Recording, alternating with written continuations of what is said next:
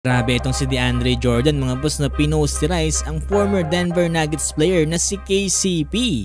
Dito nga sa naging laban ng Denver Nuggets kontra nga dito sa Orlando Magic. Grabe mga boss, napa-too small pa etong si Jordan. Samantalang eto mga boss, nagpapatuloy pa rin ang magandang tandem nila Brody Russell Westbrook at Nikola Jokic. Samantalang eto mga boss, bihira lang itong mangyari. Jason Tatum na paaway pa. Ito nga sa naging laban nila kontra nga dito sa Atlanta Hawks. Ano nga ba mga boss na nangyari dito sa game na to? Tara't pag-usapan natin yan.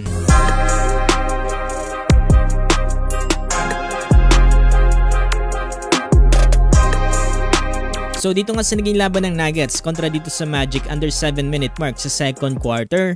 Eto ball possession dito nga ng Denver Nuggets. Dito nagdadala ng bola ay ito nga si Jamal Murray. Tumira sa tres mga boss etong si Jamal Murray at nagmintis nga yan. Pero nakakuha nga dito sa ilalim etong si DeAndre Jordan ng isang offensive rebound. Naging mismatch mga boss dahil itong nagbabantay sa kanya ay itong si KCP. Kaya naman ang ginawa dito ni DeAndre Jordan mga boss no, nag two-handed slam, pinosterize nga mga boss etong former Laker din na si KCP. Ang nakakatawa pa dito mga boss no, nag too small gesture pa etong si DeAndre Jordan dito nga kay KCP. Natatawa na nga lang dyan mga boss etong si KCP dito nga sa ginawa ni DeAndre Jordan.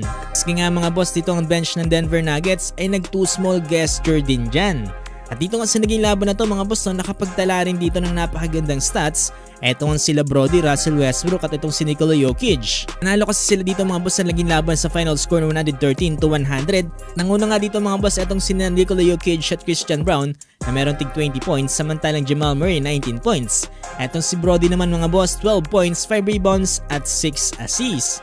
So far mga boss no, nagiging consistent na nga dito ang mga laruan dito kagaya nila lamang nila DeAndre Jordan at dito nga ni Brody Russell Westbrook para nga dito sa Denver Nuggets. Ngayon mga boss ay nasa second win streak na sila. Ito naman mga boss na naging laban ng Boston Celtics kontra nga dito sa Atlanta Hawks. Ito mga boss no, overtime na to at lamang nga dito ng isang puntos ang Boston Celtics 107-106 with last 3 minutes remaining on the clock. Mira nga ng tres dito mga boss etong si Hunter pero nagmintes yan. Naman nagkaroon ng defensive rebound mga boss. Ito ang Boston Celtics at nakuha nga yan dito na Derek White. Pero itong si Okongwu mga boss no, hindi pumayag dyan kaya naman sinubukan niya ring agawin yung bola dito nga para kay Derek White. Itong si Jason Tatum mga boss sinubukan ring kunin yung bola dito nga kay Okongwu. Itong si Okongwu naman mga boss ayaw di pumayag at ibigay ang bola dito nga kay Jason Tatum. Medyo naging mainit nga dito ang dalawang mga boss at nagkaroon nga ng tulukan at konting trash tukan. Agad naman silang naawat dyan at hindi naman to naging malala. Ito nga mga boss ay walang tinawag na technical foul ng referees